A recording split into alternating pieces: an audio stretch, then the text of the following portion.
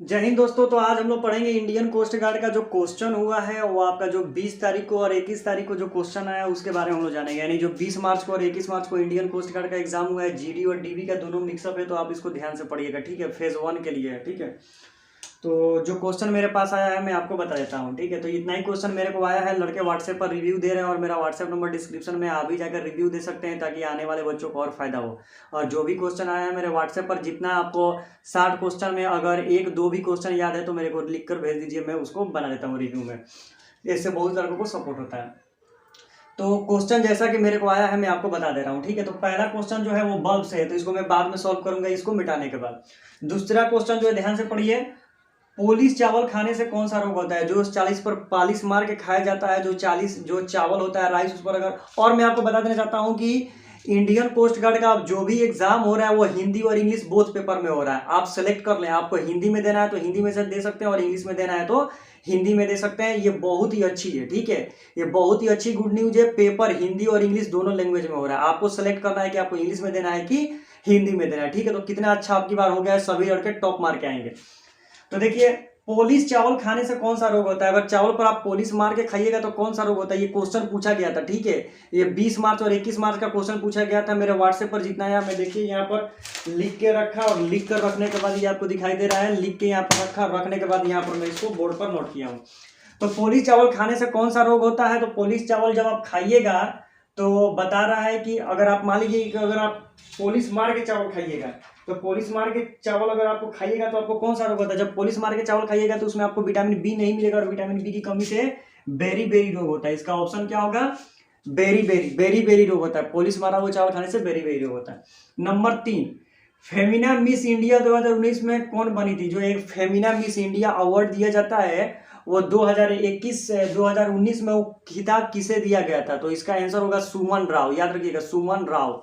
सुमन राव को Femina miss India 2019 में दिया गया था। नंबर 4, सबसे लंबी समुद्र तट रेखा किस राज्य में है। ये ज्योग्राफी का क्वेश्चन पूछा गया, सभी लड़कों को पता होगा कि सबसे लंबी समुद्र तट रेखा किस राज्य को जोड़ती है, किस राज्य में सबसे है। तो सबको पता है कि हम लोग का जो भारत है, भारत का पहुंच क्या है, गुजरात है, और गुजरात पूरा तरफ से समुद्र से घिरा हुआ है। तो समुद्र तो कौन सा राज्य होगा, तो गुजरात होगा, ठीक है। सबसे लंबी समुद्र तट रेखा किस राज्य से है, तो गुजरात से है। अगर पूछ देगा कि सबसे ज्यादा कम किस राज्य में है, तो कोलकाता में, पश्चिम बंगाल में। तो याद रखिएगा, सबसे लंबी समुद्र तट रेखा किस राज्य में है, तो गुजरात में। नंबर 5, लेंस की क्षमता का ऐसा मात्रक क्या होता है। हम लोग 10 क्लास में पढ़े हैं फिजिक्स में कि लेंस की क्षमता का ऐसा मात्रक होता है डायोप्टर, सबको पता है। नंबर 6, पूना पैक्ट किसके बीच हुआ था। मैंने पूना पैक्ट आपको पढ़ा दिया, पूरा डिटेल में समझाया था कहानी की तरह। आप लोग जाकर उसको पढ़िए, उसमें पूरा बताया था कि ये क्वेश्चन इंडियन कोस्ट गार्ड में जरूर पूछता है, और देखिए पूछा भी। तो पूना पैक्ट किसके बीच हुआ था, तो सबको पता है कि पूना पैक्ट भीमराव अंबेडकर और महात्मा गांधी जी के बीच हुआ था, ठीक है। नंबर 7, दो संख्याओं का एचसीएफ तथा एलसीएम क्रमशः 8 और 48 है। ये नंबर 7 मैं बाद में समझाऊंगा, ठीक है। मैथ का क्वेश्चन है मिटाने के बाद। नंबर 8 है 3 7 6 6 2 1 1 3 6 8 6 का बहुलक क्या है। सबको पता है कि जो सबसे ज्यादा बार आता है वो बहुलक होता है, 1 2 3 4। तो इसका बहुलक क्या हो जाएगा, 6, ठीक है।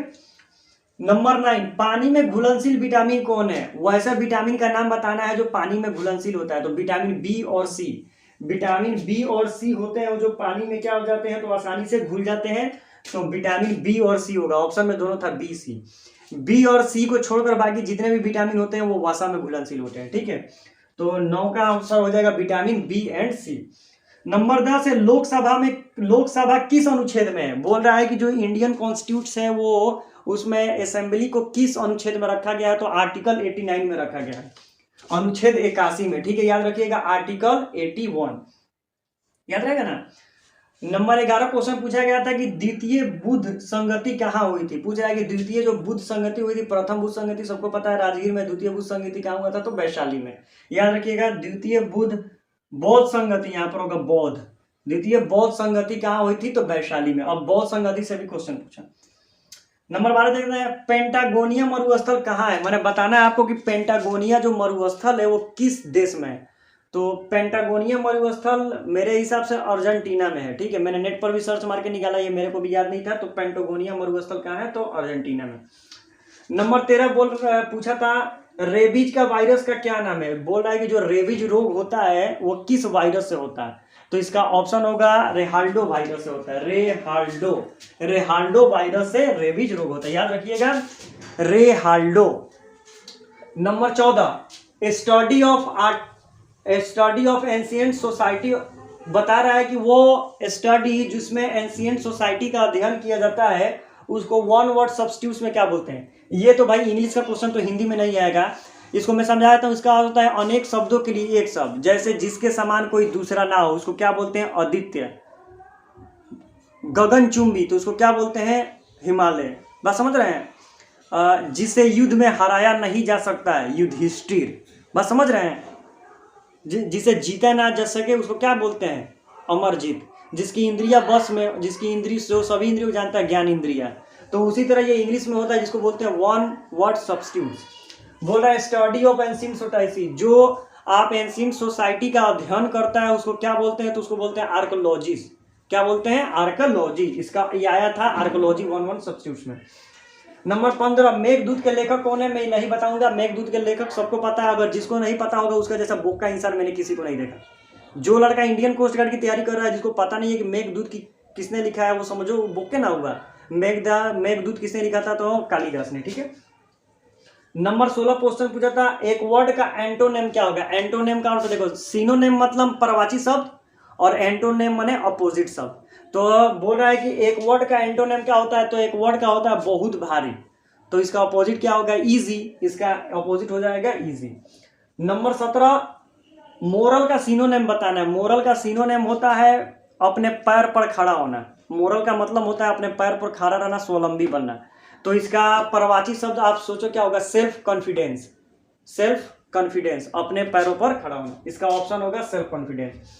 नंबर 18, पानी को शुद्ध करता है। बताना है कि पानी को कौन सा शुद्ध करता है, पानी को कौन सा केमिकल शुद्ध करता है। तो पानी को कौन सा केमिकल शुद्ध करता है? तो वो ब्लीचिंग पाउडर। ब्लीचिंग पाउडर अगर पानी में डाल देंगे तो पानी क्या कर देगा? प्यूरिफाई कर देगा।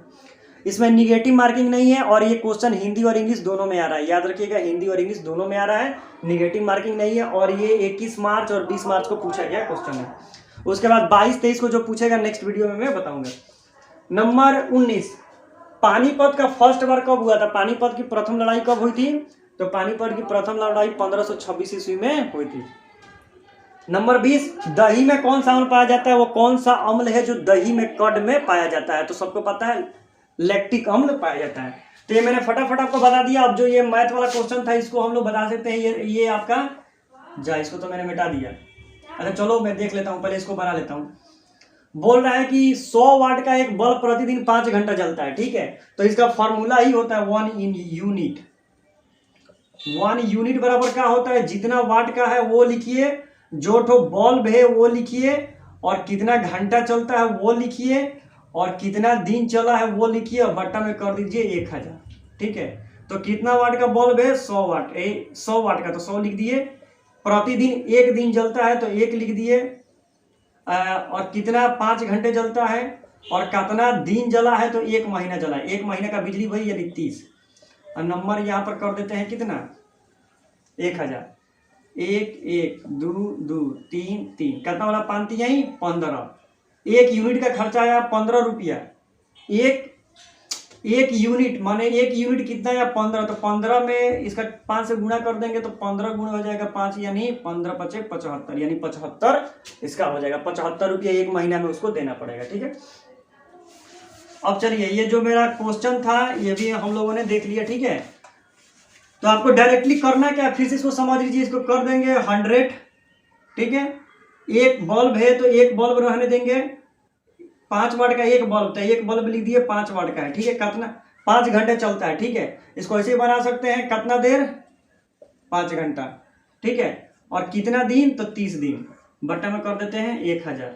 1 2 3 1 2 3 कितना हो गया? 5 3 15 15 5 75 रुपया आपका आ गया। ठीक है, एक क्वेश्चन पूछा गया है, मैं आपको बता देता हूँ, यहाँ पर लिख के रखा हूँ मैं। मैथ का क्वेश्चन था, बहुत ही अच्छा था क्वेश्चन। ठीक है, कहाँ है भाई वो क्वेश्चन? वो HCF और LCM वाला था। ठीक है, देखिए LCF और HCF वाला क्वेश्चन था कि 2 संख्याओं का HCF और LCM, दो संख्याएं हैं, ठीक है, उनका HCF तथा LCM यानी लॉसो तथा मौसो क्रमशः कितना कितना था, तो उनका लॉस HCF 8 था और LCM आपका था 48। बोल रहा है कि अगर उसमें से एक संख्या 24 है तो दूसरी संख्या आप ज्ञात करें।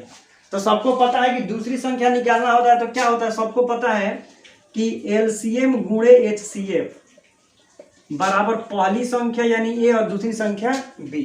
तो HCF LCM 48 हो गया, HCF 8 हो गया, पहली संख्या 24 हो गई और दूसरी संख्या को B लिख देते हैं, ठीक है। अब इस अगर वो उधर गुणा में है तो इधर में आ जाएगा, तो कौन सी में हो जाएगा, बट्टा में, उधर बच जाएगा B। कटा दिए 24 से कम 24, 24 गुना 48, तो 8 गुना हो गया 16, यानी B का मान कितना हो गया 16। तो इसका ऑप्शन हो जाएगा 16। तो जो मैंने था आपको बता दिया। अब ये रिव्यू हो गया 20 तारीख को और 21 तारीख को, ठीक है। अब जो लड़के फिर एग्जाम दे के आ रहे हैं उनका भी मैं बना रहा हूँ, फिर मैं आपको बता दूंगा किस टाइप का क्वेश्चन आ रहा है।